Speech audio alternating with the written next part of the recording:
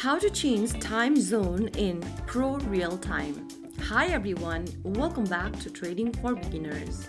Today in this episode, we are going to be learning how you can easily change the time zone in ProRealTime using your PC or laptops.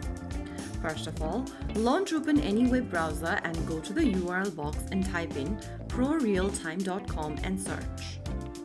Also make sure that you are logged into your ProRealTime account like you normally do, and once you're inside this homepage, go to the upper right corner and tap on or just click on My Account dropdown. Once you do that, click on My Profile from the expanded menu. You'll come across this My Personal Details option. From the page, scroll down and go to the Time Zone option. Click on the pencil button right next to the Time Zone option, and then from the drop-down, select a different time zone.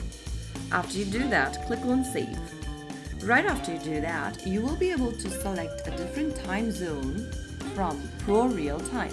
Changing the time zone does not change market opening times, it only changes how the time is displayed on your chart.